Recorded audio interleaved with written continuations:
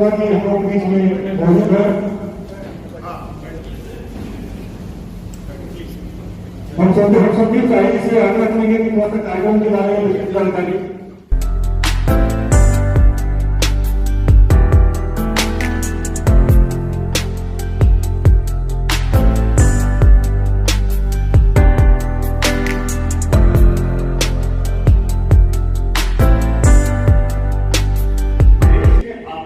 के लिए रोक लादेन को नेता बोले लादेन थी, वो ईश्वर जहां को कहे बेटी जो आतंकी थी, वो अफजल गुरु को कहे गुरु जी, वो लादेन को कहे लादेन जी।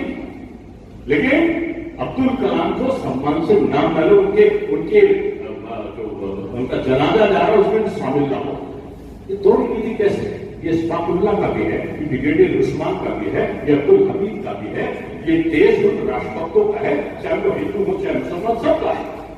लेकिन एक राष्ट्रीय सोच क्यों नहीं है? इसलिए क्योंकि हमारा जो बहुसंख्यक है इस देश का जो स्वाभिमानी नेता है, चाहे वो हिंदू है चाहे मुसलमान है, सोता रहता है, उसको जगाने के लिए जरूरत पड़ती है।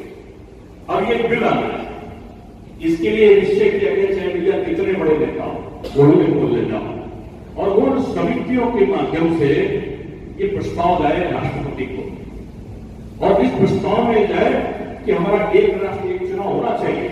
क्यों? क्योंकि इससे प्रशासनिक और जो हमारी आर्थिक दक्षता है वो बढ़ेगी, इससे हमारे विकास कार्यों में निरंतरता आएगी, इस प्रस्ताव से राजनीतिक स्थिरता बनेगी, इस प्रस्ताव से मतदाताओं में एक जागरूकता का भाव बढ़ेगा, इसमें चुनावी खर्च में कटौती होगी, और एक प्रकार से ये लोकतंत्र के चुनाव का एक संवैधानिक और व्यवहारिक समाधान है। इसलिए महामहिम राष्ट्रपति महोदय इसको अधिनियम बनाएंगे और चुनाव आयोग को आवश्यक तकनीकी और संसाधन उपलब्ध कराते हुए इसे कानून का दर्जा दीजिए। ये प्रस्ताव इन मोहल्ला समितियों को अपने साइन करा कर सीधे राष्ट्रपति को भेजना है, ईमेल के द्वारा। इसलिए मैं इसको लेकर और मैं राजनीतिक दल के व्यक्ति की हैसियत से नहीं आ रहा, मैं 11 साल वहां पर रहा हूं, तो सलाह देने आया है।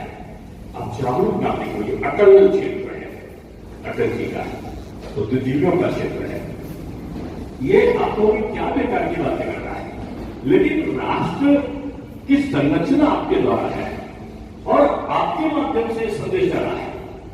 इसलिए मैंने कहा कि चाहे जितनी दूरी होती मैं थककर आता था, और सही बता रहा हूं, मेरे लिए दूसरा होता तो लेकर सो जाता था, और मैं बिल्कुल आपके पास में आकर भला चंगा एकदम स्फूर्तिमान हो गया, क्योंकि राष्ट्र यज्ञ है, और राष्ट्र यज्ञ में आपका एक प्रस्ताव, आपकी एक आहुति है। ये समझ लो, ये बोलते हैं ना ओम नमो नमः स्वाहा, तो जो नकारात्मक शक्ति आहुति के बाद यज्ञ करते हो तो वो स्वाहा समाप्त हो जाती है। आप जब इसका प्रस्ताव पारित करोगे तो नकारात्मकता जो चुनाव के संदर्भ में है वो स्वाहा हो जाएगी, और इसको बनाने के लिए 1984 में बीजेपी ने संकल्प अपने घोषणा पत्र में डाला, 1999 में इसको संसद में लाया, अंतर्राष्ट्रीय तो पास होना नहीं था, 1915 में फिर लाया, और अब इससे एक कमेटी बनाई गई श्री रामनाथ कोविंद जी के अध्यक्षता में सितंबर 2023 में, जिसमें अमित शाह जी थे, और इसके अलावा कुछ और लोग साथ में थे।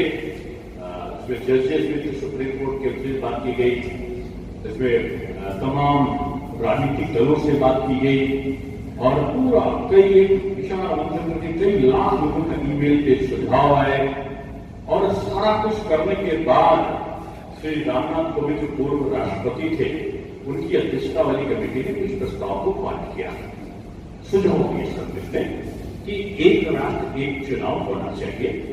उसमें उन्होंने कहा कि जो लोकसभा और विधानसभा है ये एक साथ हो, इनकी मतदाता सूची एक हो, और उसके 100 दिन के अंदर आवश्यक रूप में ये नगर जो स्थानीय निकाय है, नगर पालिका या जिला पंचायत, इनके चुनाव भी 100 दिन के अंदर हो जाए, जिससे पूरे 5 वर्ष बगैर तनाव के अब मैं पता चला मैं सड़क बना रहा हूं, तब तक आ गया नहीं बनेगी। क्यों नहीं बनेगी? अभी लोकसभा का चुनाव आ रहा है और पहले दूसरा काम कर रहा है। अब वोट का लालच है ना, तो विकास कार्यों में भी डॉक्टर पड़ जाते हैं। हमारा देश आर्थिक रूप से बहुत मजबूत हो जाएगा और